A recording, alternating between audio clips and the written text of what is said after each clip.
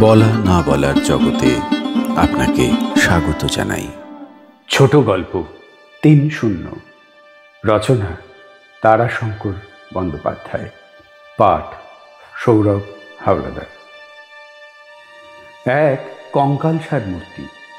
পাঁজরাগুলো শুধু চামড়ায় ঢাকা, ক্ষুধাতুর অগ্নিগর্ভ কোটরগত চোখ, পিঙ্গল রুক্ষ চুল, ক্রুদ্ধ কুকুরের মতো মুখভঙ্গি, বিস্ফারিত ঠোঁট দুটোর ফাঁক দিয়ে বেরিয়ে আছে তীক্ষ্ণ হিংস্র সদন্ত দুটো।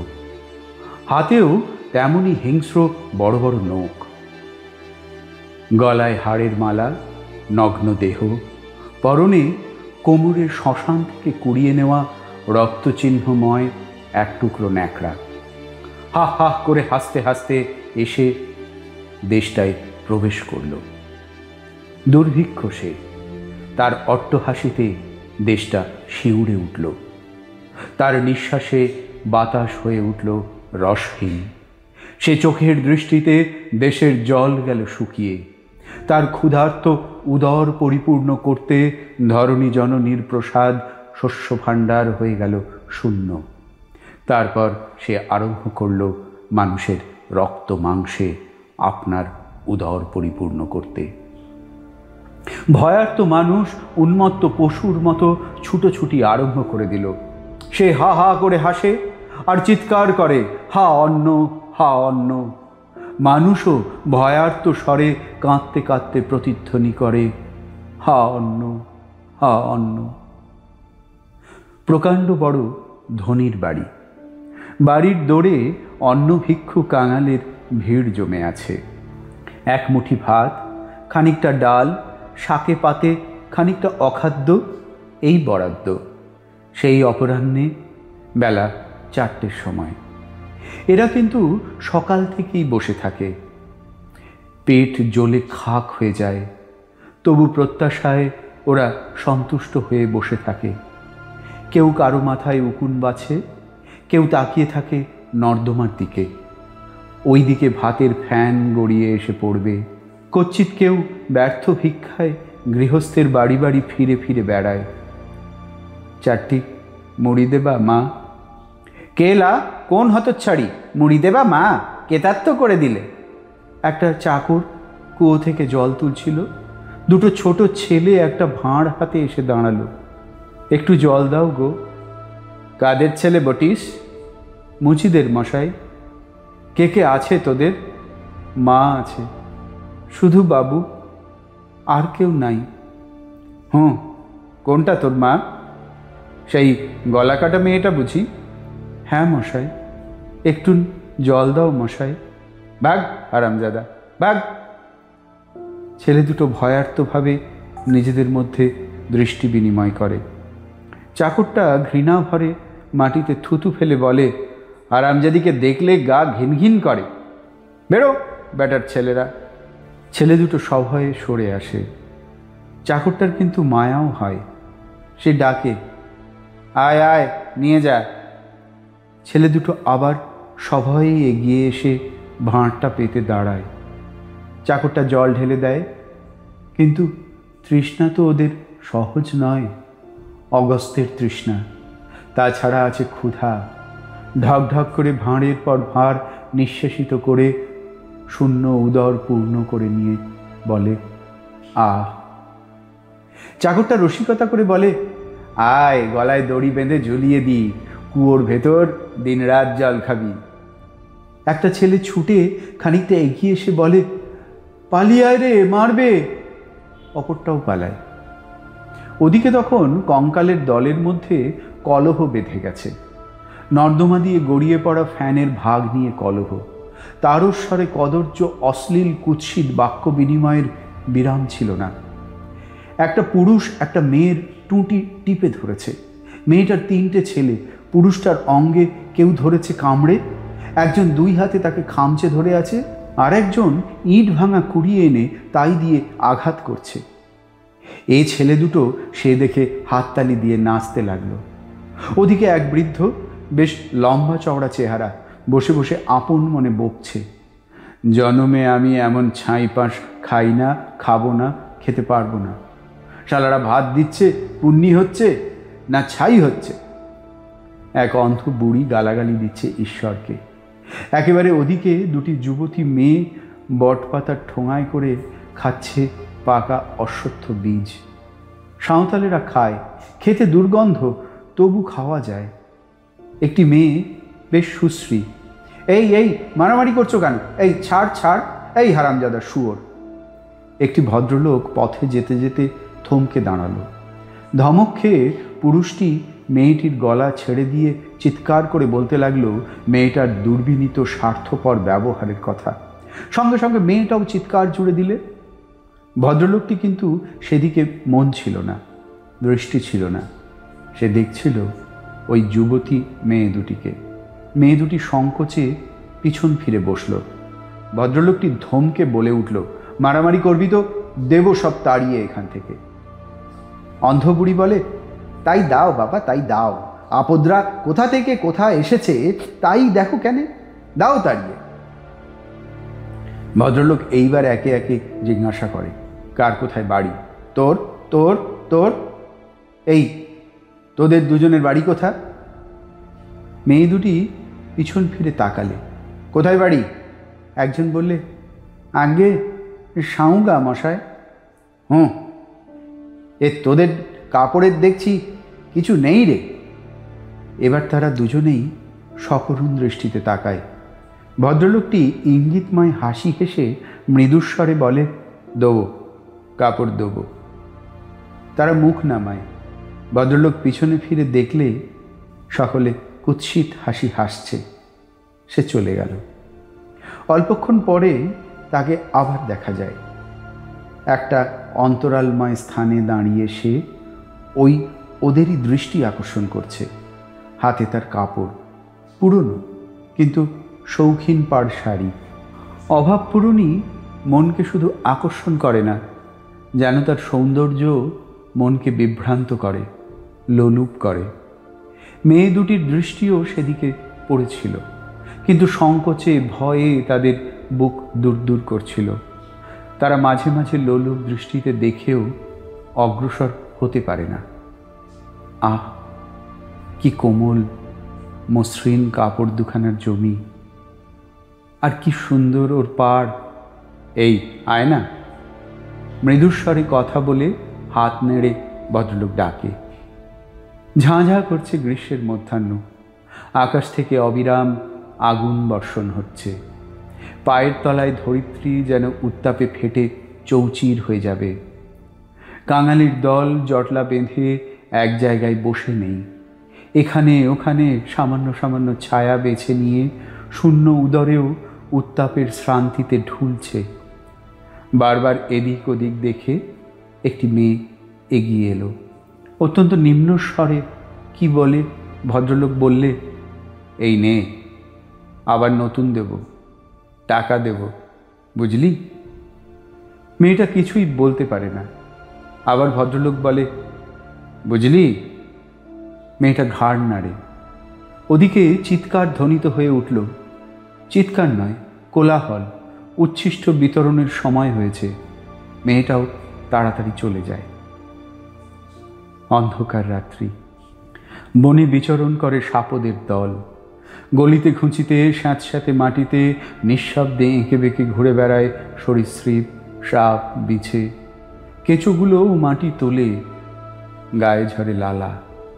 তার মাঝে মানুষও বেড়ায় এমন নিঃশব্দে, সন্তর্পণে। অন্ধকার। কোথায় অন্ধকার?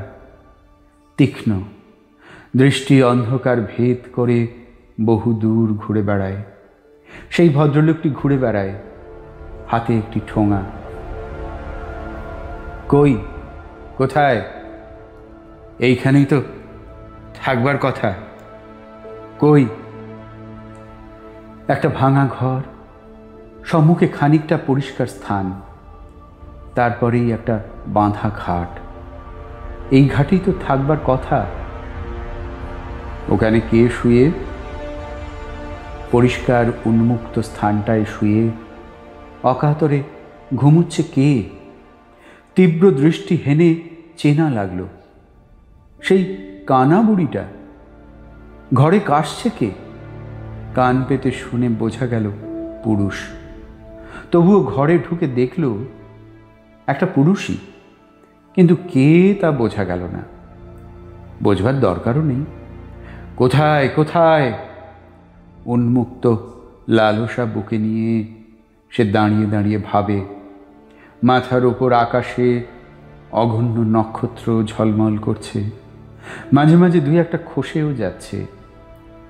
ওই বেনেদের পোড়ো বাড়িটায় নেই তো? আবার সন্তর্পণে এগিয়ে চলে। হ্যাঁ, মানুষের নিঃশ্বাস পাওয়া যায়।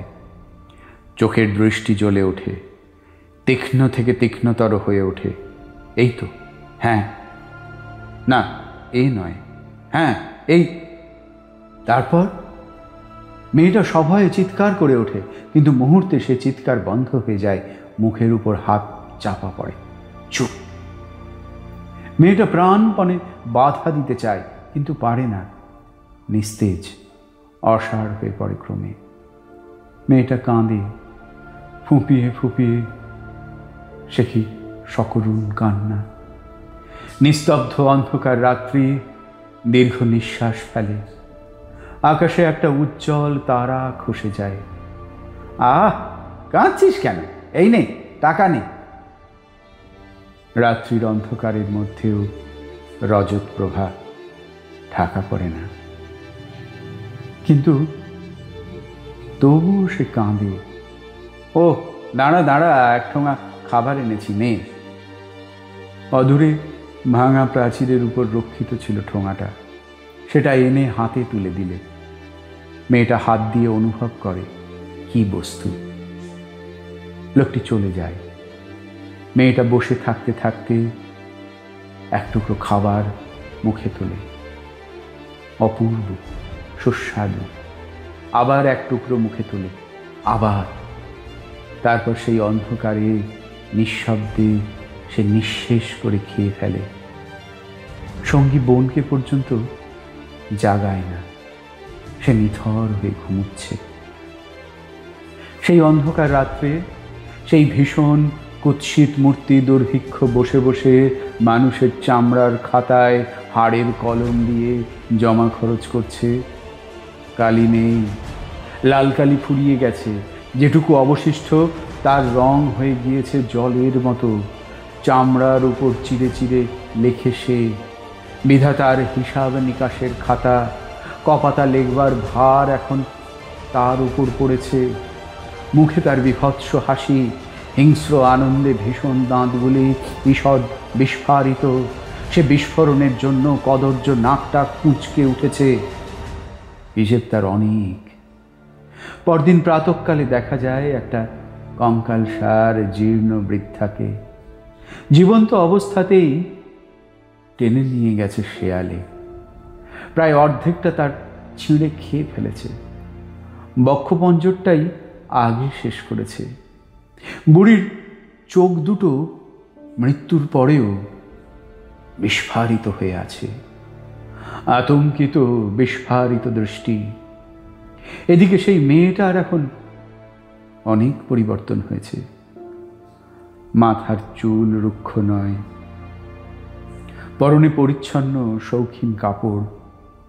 মুখেও তার অনাহারের ক্লেশের ছাপ আঁকা নেই। অতি সূক্ষ্ম তৃপ্ত হাসি ঠোঁটের কোণে প্রচ্ছন্নভাবে খেলা করে। কিন্তু মাসখানেকের মধ্যেই তার শরীর কেমন অসুস্থ হয়ে উঠল। একটা জর্জর অবসাদময় ভাব, সর্বাঙ্গে বেদনা। কিছু ভালো লাগে না। আর কয়েকদিন পরেই সর্বাঙ্গ ছেয়ে গেল অতি ক্ষুদ্র ক্ষুদ্র স্ফোটকে। মেয়েটা শঙ্কিত বিস্ময়ে আপন অঙ্গের দিকে নিবদ্ধ দৃষ্টিতে চেয়ে দেখে। অবশেষে ঝরঝর করে কেঁদে ফেলে। রাত্রে সে আপনার দেবতার কাছে করুণভাবে সব নিবেদন করে। সে আশ্বাস দেয়, ভয় কি, ভালো হয়ে যাবে, ওষুধ এনে দেব। পরম আশ্বাস নিয়ে মেয়েটি বসে থাকে। রোজ ভাবে সে আজ আসবে ওষুধ নিয়ে। জাদুমন্ত্রের মতো একদিনে সমস্ত রোগ মুছে যাবে। প্রভাতে উঠে দেখবে তার দেহ আবার পূর্বের মতো মসৃণ শ্রীময়ী হয়ে উঠেছে। কিন্তু কোথায় কি, সে আর আসে না, তাকে খুঁজেও পাওয়া যায় না। আর পেলেই বা কি হবে? দিনের আলোতে কেমন করে জাগ্রত পৃথিবীর দৃষ্টির সম্মুখে তার কাছে দাবি জানাবে? সে দাবি কি তার আছে? কল্পনা মাত্রেই ভয়ে তার বুক গুড়গুড় করে ওঠে। কয়দিন পর তাকে আর গ্রামে দেখা যায় না। সে পালায়, তাদের স্বজাতীয় গ্রাম্য চিকিৎসকের উদ্দেশ্যে চলে যায়। বৎসর 3 পর আবার তাকে দেখা যায়, কিন্তু চেনা যায় না। দুর্ভিক্ষ নেই, কিন্তু তবুও তার কঙ্কালসার দেহ, সর্বাঙ্গ থকথকে ঘা, ক্ষতের দুর্গন্ধে মানুষ দূরের কথা, পশুরও বমি আসে। মেয়েটার কোলে একটা শিশু, দুর্ভিক্ষের বরলাভ করে এসেছে সে। তেমনি কদর্য চেহারা, তার ওপর পঙ্গু, পশুর মতো হাতে ভর দিয়ে চলে, চোখে পিছুটি, অবিরাম বিন্দু বিন্দু জল ঝরছে। মুখে ভাষা নেই, রব আছে, মুখ দিয়ে গড়িয়ে পড়ে লালা। পশুর মতো চিৎকার করে সে মায়ের স্তনবৃন্ত দন্তাঘাতে রক্তাক্ত করে, তাই লেহন করে। কেন কেন সেখানে স্তন্য সঞ্চিত নেই? উদরে যে দুর্ভিক্ষের ক্ষুধা, মাও দারুণ যন্ত্রণায় ছেলেটাকে নির্মমভাবে প্রহার করে। এই মাগি, এমন করে ছেলে মারছিস কেন? মেয়েটা চমকে ওঠে, তার মুখ প্রত্যাশায় উজ্জ্বল হয়ে উঠল। সে মৃদুস্বরে বলল, বাবু। আহ, সর সর সর, কি দুর্গন্ধ! আমাকে চিনতে লাড়ছ বাবু? আমি হারামজাদি, বেরো বলছি। ভদ্রলোক সত্যই তাকে চিনতে পারেন না, চেনবার উপায়ও রাখেনি রোগে। মেয়েটা শুধু একটা দীর্ঘশ্বাস ফেলে, আর কিছু না। অভিসম্পাত দেবার মতো মনের উগ্রতা নেই। একটা অত্যন্ত শিথিল হতাশায় জীবনের তারগুলো যেন ঝিমিয়ে নেতিয়ে পড়েছে। আঘাতের প্রতিঘাতে ধ্বনি তোলবার শক্তিও তাদের নাই। আরও 15 বৎসর চলে গেছে। রোগগ্রস্তা কুৎসিত মেয়েটা অনেক আগেই মরে খালাস পেয়েছে, কিন্তু বর্বর পশুর মতো ছেলেটা বেঁচে আছে। সে হাতে পায়ে হেঁটে বেড়ায়, কখনো মুখ দিয়ে লালা ঝরে, চোখে ঝরে জল। বোধ করি মায়ের বুকের বিষ সে উদ্গার করে, আর মায়ের শেষ করতে না পারা কান্না কাঁদে। তারই মধ্যে সে হাসে, হাতে পায়ে হেঁটে সে উপু হয়ে গৃহস্থের দৌড়ে বসে, আউ আউ করে চিৎকার করে। গৃহস্থরা হাসে, আবার করুণাও করে। উপসী তাকে একদিনও থাকতে হয় না। ছেলেরা তাকে ডাকে হনুমান, বয়স্করা বলে ল্যালা। ল্যালা ঘুরে বেড়ায় আপন খেয়ালে। তার যত কৌতুক পশুর সঙ্গে। ছাগল ভেড়ার বাচ্চা ধরে তাদের অসহ্য যন্ত্রণা দেয়, তারা চিৎকার করে ও হাসে। জঙ্গলে জঙ্গলে সে হনুমান ধরবার জন্য ছোটে। ক্ষুধার উদ্রেক হলেই সে গ্রামের মধ্যে ছুটে আসে। গৃহস্থের মেয়েরা বলে, এসেছিস? সে কৃতজ্ঞতা প্রকাশ করে হাসে। দে রে, ল্যালা এসেছে, এঁটো কাটাগুলো দিয়ে দে। ল্যালা তাই পরম পরিতৃপ্তি সহকারে খায়। মাঝে মাঝে কোনো খাদ্য ভালো লাগলে আ আ আ সেই দ্রব্যটা তুলে দেখিয়ে চেঁচায়, পুনরায় না পাওয়া পর্যন্ত থামে না। সে জানে না কতখানি তার দাবি, কিংবা হয়তো মানে না। মেয়েরা হেসে বলে, ল্যালা নাছোড় বান্দা। একদিন রাত্রে অকস্মাৎ ক্ষুধা বোধ হলে সে লোকের গোশালায় গরুর ডাবা খুঁজে বেড়ায়।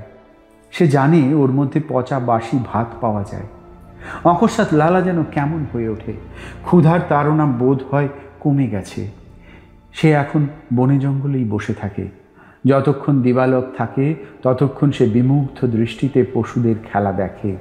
মধ্যে মধ্যে আনন্দে করতালি দিয়ে ওঠে। কখনো কখনো নিদারুণ অস্থিরতায় প্রচণ্ড আবেগে সে মাটির বুকে গড়াগড়ি দেয়, কখনো বা শীতল জলে আকণ্ঠ ডুবিয়ে বসে থাকে। রাত্রির অন্ধকারে যখন আর কিছু দেখা যায় না, তখনই সে গ্রামে এসে আহারের অন্বেষণ করে, গোশালায়, গৃহস্থের বহির্দ্বারে। সেদিন অন্ধকারে সে আহার খুঁজছিল, কোথাও এক কণাও নেই। লেলা বসে ভাবে, মধ্যে মধ্যে আহারের চিন্তাও তার বিলুপ্ত হয়ে যাচ্ছে। সে মাটিতে গড়াগড়ি দেয়, আবার কতক্ষণ পর তার ক্ষুধার জ্বালা অনুভূত হয়। সে ঘুরে ঘুরে বেড়ায়, লোকের বদ্ধ দ্বারে আঘাত করে সে ডাকে, আ আ আ, কিন্তু গভীর ঘুমে নিস্তব্ধ পুরী, সাড়া মেলে না। লেলা আবার চলে, একটা নর্দমা, লেলা তারই সম্মুখে বসে ভাবে। তারপর সে ওই নর্দমার ভিতরে ঢোকবার চেষ্টা করে। সর্বাঙ্গ ক্ষত বিক্ষত হয়ে যায়, তবু তার প্রচণ্ড চেষ্টা শিথিল হয় না। অবশেষে সে বাড়ির মধ্যে প্রবেশ করে। উঠানেই রাত্রের উচ্ছিষ্ট বাসন গাদা হয়ে আছে। লেলা পরমানন্দে সেগুলো চাটে। আর আর কই? সে বারান্দায় ওঠে।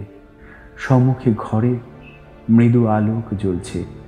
লেলা দরজার সম্মুখে গিয়ে দরজাটা ঠেলে, দরজা খোলে না। এবারে সে মাথা দিয়ে প্রচণ্ড জোরে বদ্ধ দ্বারটা ঠেলে। ঘরের খিলটা বোধহয় শক্ত ছিল না, এবারে ভেঙে খুলে যায়। লেলা ঘরের মধ্যে প্রবেশ করে। মৃদু আলোকে অস্পষ্ট দেখা যায় 14-15 বৎসরের একটি মেয়ে নিশ্চিন্ত নিদ্রায় মগ্ন।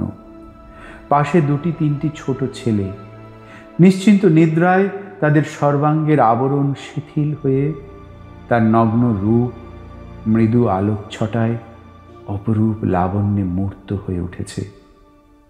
লেলার বুকের মধ্যে ক্ষুধার আবেগ মুহূর্তে লুপ্ত হয়ে যায়। জেগে ওঠে সেই প্রচণ্ড আবেগ, অদ্ভুত দুর্নিবার, দেহে অদ্ভুত পরিবর্তন ঘটে যায়। তারপর ফুলের মতো নিষ্পাপ বালিকা আর্তচিৎকার করে ওঠে, কিন্তু লেলার নিষ্পেষণে কিছুক্ষণের মধ্যেই সে নির্বাক হয়ে যায়। লেলা স্তব্ধ, তার রব পর্যন্ত নিঃশেষিত হয়ে গেছে। অদৃশ্য লোকে বিধাতার খাতায় হিসেব নিকেশের মুহূর্তের জন্য বন্ধ নেই। সেখানে জমা খরচের একটি হিসেবের সেদিন 2 দিকেই দাঁড়ি টানা যায়। একটা হিসেব শেষ হলো, নিচে পড়ল 3টে শূন্য। এতক্ষণ শুনলেন ছোট গল্প 3 শূন্য। রচনা তারাশঙ্কর বন্দ্যোপাধ্যায়। পাঠ সৌরভ হাওলাদার।